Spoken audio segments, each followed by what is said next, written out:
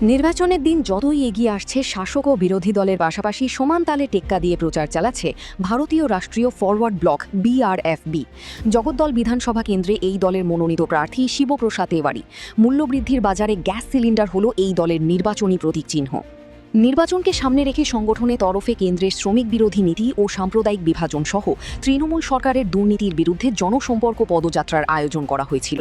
শ্যামনগর চৌরঙ্গি মোড় থেকে এই পদযাত্রাটি শুরু হয়ে ঘোষপাড়া রোড ধরে মেঘনা মোড়ে গিয়ে শেষ হয়। প্রার্থীকে সমর্থন জানিয়ে জেলা তথা রাজ্যের বিভিন্ন প্রান্ত থেকে সাংগঠনিক কার্যকর্তারা এই দিনের পদযাত্রায় উপস্থিত ছিলেন।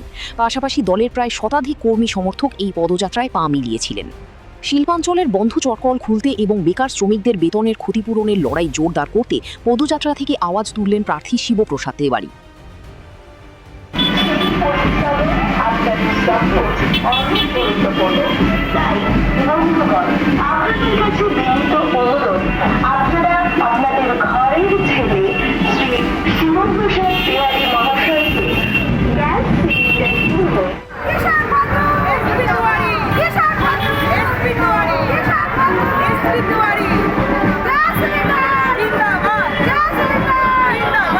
দারুণ, মানুষ যেভাবে বেরিয়ে এসে দুহাত তুলে আশীর্বাদ করছে, আমি একেবারে নিশ্চিন্ত যে মানুষের অগাধ সমর্থন আমার প্রতি রয়েছে।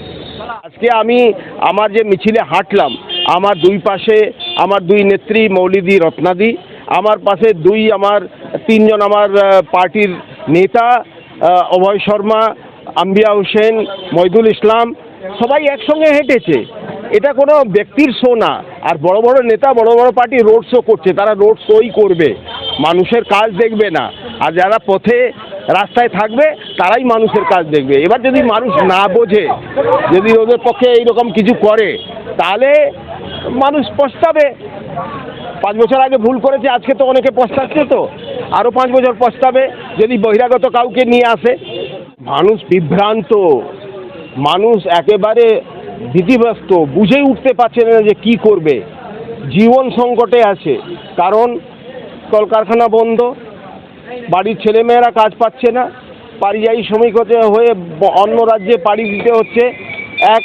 দ্বিতীয় হচ্ছে যে বাংলাতে কোনো শিল্প নেই, আর যে শিল্প আছে ঢুকছে সেখানে কাজ হচ্ছে না।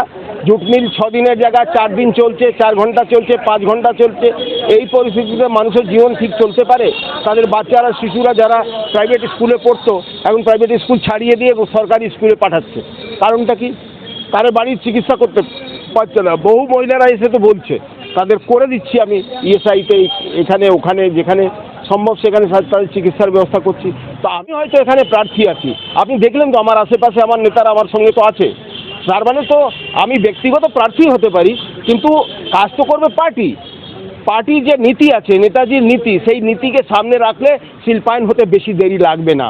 এখানকার কৃষির যে উন্নয়ন, বর্তির বিল সংস্কার, এইটা করতে কোনো অসুবিধে হবে না। কিন্তু মানুষের একটা ভাবনা তো থাকা দরকার, যেটা আজকালকার নেতাদের মধ্যে নেই।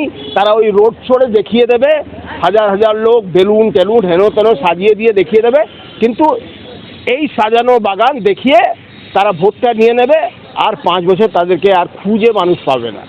এবার জগদ্দলের মানুষকে বুঝে নিতে হবে, জগদ্দলের মানুষের যে প্রার্থী, তাকে যদি জেতায়, 7 নম্বর গ্যাস সিলিন্ডারে ভোট দিয়ে যদি জেতান, জগদ্দলের মানুষ MLA থাকবে, আমি তার প্রতিনিধি থাকবো।